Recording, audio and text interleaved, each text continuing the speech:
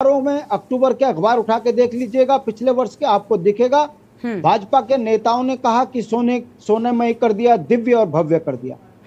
और आरोप हम नहीं लगा रहे, आरोप मंदिर के पुजारी ने लगाया है कि ये सोना नहीं है, ये पीतल है। खबर बाहर आई तो उसको ढकने का काम बीकेटीसी, जो ये मंदिर बद्री केदार मंदिर समिति के जो अध्यक्ष हैं, उनका एक बयान बाहर आया कि ये झूठी खबर है, 23 किलो सोना था।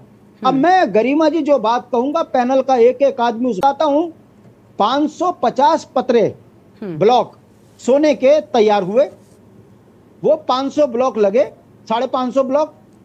एक ब्लॉक जिसका वेट जो साइज है उसके अनुसार वो लगभग आधा किलो 1 किलो का होना चाहिए। अब ये मंदिर समिति का जो अध्यक्ष है, जो झूठ बोल रहा है राजनीतिक बेईमान होकर कि 23 किलो सोना है, मैं पूछना चाहता हूं 550 ब्लॉक को यदि डिवाइड कर दिया जाए 23 किलो सोने में, तो 5 ग्राम 10 ग्राम का एक ब्लॉक, जिस ब्लॉक का लगभग आधा किलो 1 किलो का जो ब्लॉक है, वो 5 ग्राम और 10 ग्राम में बन जाएगा क्या? इनका झूठ सामने खुलकर आ रहा है। अब सवाल ये आ रहा है कि इतनी बड़ी मंदिर पर आरोप आया, पुजारी ने लगाया, मंदिर समिति का अध्यक्ष बाहर निकल कर आया, एक पत्र जारी कर दिया कि झूठी खबर है, मुकदमा दर्ज होगा। क्या सतपाल महाराज पर मुकदमा दर्ज करोगे? वो जनता को भ्रमित कर रहे हैं। ये पता चलता है, मुझे शायर की एक बात याद आती है, चोर टुच्चे लुच्चे बेईमानों की करो कदर, न जाने कब कौन भाजपा में जुड़ के माननीय हो जाए। अब आ जाए मूल मुद्दे पर। गरिमा जी, मैं सनातनी हूं, मेरी आस्था पर चोट लगी है। भगवान एकांतवासी है केदार बाबा। आपने जिस तरीके से ब्रांडिंग करी है दिव्य और भव्य की, जिस तरीके से प्रधानमंत्री जी गर्भगृह में घुसकर उसकी तारीफ कर रहे थे, आज सीधा सीधा प्रधानमंत्री कार्यालय के ऊपर आरोप हो गया। बताइए, आपने पीतल से सोना बनाने की मशीन, वो भी धार्मिक स्थल पर, कब तक हिंदू चुप रहेगा? आपने केदारनाथ में केदारनाथ से बड़ा ओम बना दिया, क्या वहां पर पर्यटन स्थल है क्या? अरे वो आस्था का केंद्र है, वहां पर छेड़छाड़, आपने भगवान को की आस्था पर चोट मारी है। उज्जैन में महाकाल में आपने 750 करोड़ का घोटाला कर दिया, वहां मूर्ति बनने से पहले ही नीचे एक हवा में गिर गई। ये आप आस्था पर चोट नहीं मारे। देखिए, मैं बात को कंप्लीट करने दीजिएगा। वहां आस्था पर चोट नहीं, राम मंदिर में आपने जमीन घोटाला कर दिया, ये आस्था पर चोट नहीं है, ये सनातन धर्म के तमाम अनुयायियों की आस्था पर चोट मारी गई है। और अभी जुलाई में बद्रीनाथ में देखिएगा, पूरा बद्रीनाथ उजाड़ दिया। बारिश होगी, कहीं ऐसा ना हो वहां भी कोई अनिष्ट हो जाए। ये बात मैं आपके सामने गरिमा जी इसलिए कह रहा हूं, आज एफआईआर दर्ज मंदिर समिति के ऊपर हो जानी चाहिए थी। लेकिन सर सवाल ये है ना कि देखिए, आप भी कह रहे हैं कि एफआईआर दर्ज हो जानी चाहिए, जांच बैठ जानी चाहिए, लेकिन विपक्षी तो ये भी कह रहे हैं कि हमें तो सरकार की जांच पर भी भरोसा नहीं है। तो ऐसे में किस पर भरोसा करेंगे और जांच का निष्पक्ष परिणाम सामने आ जाए, ये भी बहुत बड़ी बात है। मैं इसी बात को कह रहा हूं, मुझे बात कंप्लीट करने दीजिए। ठीक है सर, जल्दी से, और मेहमान है उनकी प्रतिक्रिया लेनी है।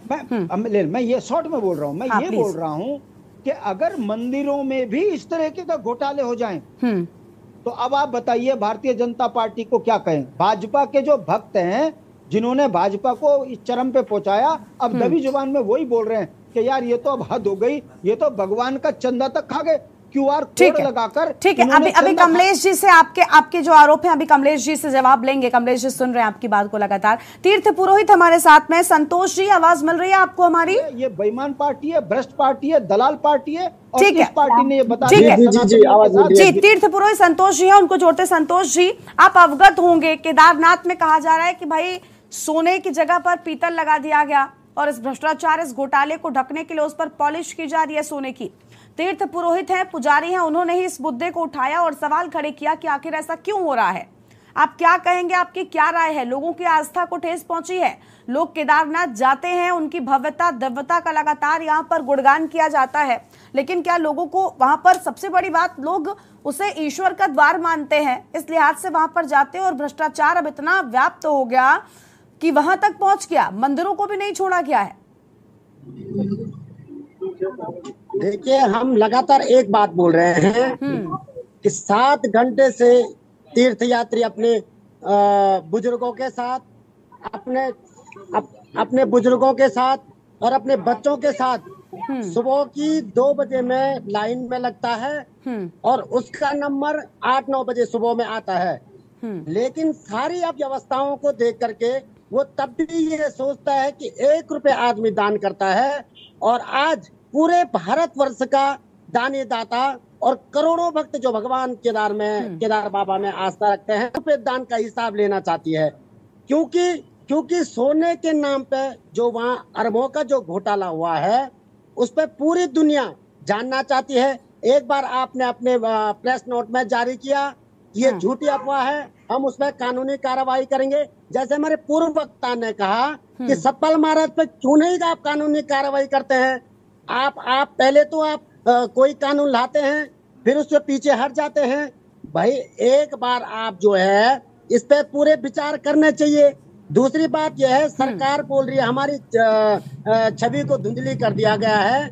देखिए, सरकार का न मंदिर है, सरकार का न वहाँ पे मैनेजमेंट है, सरकार क्यों अपने माथे ये बात ले रही है, ये बिल्कुल भी समझ में नहीं आ रहा है। सरकार कह रही है हमको बदनाम कर दिया, तो सर जिम्मेदारी किसकी होगी? संतोष जी, किसकी जिम्मेदारी होगी? क्योंकि भक्तों को बुरा लग रहा है, लोग दान देते हैं। अब दान में उन्होंने मंदिर समिति को दे दिया, इसके बाद मंदिर समिति पहले ये कहती है, सरकार कहती है कि मंदिर दिव्य भव्य बनकर तैयार हो गया है। जब सरकार बड़े बड़े दावे कर रही है, सरकार ये कह रही है अपने वक्तव्य में कि हमने तो पूरा सोने से मढ़ दिया, तो सरकार से सवाल भी होगा। अगर मंदिर समिति की ओर से लापरवाही की गई है तो जवाबदेही किसकी होगी? मंदिर समिति को भी जवाब देना होगा। लेकिन घोटाला ना होने पाए इस बात पर नजर रखने के लिए सरकार है ना। सरकार के जो नुमाइंदे वहाँ हैं, सरकार के ही नुमाइंदे हैं जिन्होंने घोटाला किया। अजय मंदिर समिति के जो अध्यक्ष है वो सरकार ही उनको भेजती है। ठीक है सर, ठीक है संतोष जी, इस बात का जवाब हम सरकार के नुमाइंदे यहाँ पर भी बैठे हैं, प्रवक्ता हैं बीजेपी की ओर से कमलेश उनियाल, जो उनसे लेते हैं। अजय जी आप माफ करिएगा, मैं इसके बाद आपके ही पास आने वाली थी, लेकिन क्योंकि बहुत बड़ी बात संतोष जी ने बोली है, इसका जवाब लेती हूँ, उसके ठीक बाद आपके पास आती हूँ। माफी चाहती हूँ, आपके पास लेट आ रही हूँ। कमलेश साहब, आपने सुना, बहुत बड़ा आरोप लगा रहे हैं, तीर्थ पुरोहित है, राजनीतिक दल नहीं है, इसलिए प्लीज उनको राजनीति से दूर रखिएगा। वो कह रहे हैं कि सरकार के नुमाइंदे भ्रष्टाचार में लिप्त हैं। कुछ कहेंगे आप कमलेश जी इस पर? कमलेश जी अनम्यूट करें, आपकी आवाज नहीं आ रही है। मैं ये कहूंगा, दान देने वाला कौन है? दान देने वाला जो महाराष्ट्र मुंबई का जो परिवार है, अपना जिसकी मैंने पहले भी आपको था, लाठी परिवार ने जो दान दिया है, वो एक व्यवस्था, एक प्रस्ताव रखा है, प्रस्ताव दिया था, मंदिर समिति ने उस प्रस्ताव को पारित किया है। उसके अंतर्गत जो उन्होंने एक बिल भी, जिसका आपने बिल की कॉपी अगर हो सके तो सोशल मीडिया पर चल रही हर जगह है। और दूसरी क्या, तो प्रत्यक्ष को किन प्रमाणम, वो परिवार तो आज भी है। अगर कोई जिसने 80G की मान्यता का सर्टिफिकेट नहीं लिया है, किसी प्रकार अपना नाम भी गोपनीय रखने के लिए कहा है, और पूर्ण भाव से जिसने दान किया है। जहां तक शांति प्रसाद जी बोल रहे थे कि भाई साहब वो 513 जो प्लेटें हैं वो सोने की थी, अरे पहले टेक्निकल स्थिति है, इसमें टेक्निकल में देखिए जरा, व्यवस्था जो बातें सामने आई उन पर जरा गौर तो कीजिए। आप इधर जो जब चांदी की नकाशी होती, सोने की नकाशी होती, सोने की नकाशी डायरेक्ट नहीं होती, उसके नीचे चांदी की प्लेट लगती है, उसमें 513 तांबे की प्लेटें लगी हुई थी। उसके बाद 23 किलो जो सोना है जिसकी कॉस्ट है, सर आंकड़े,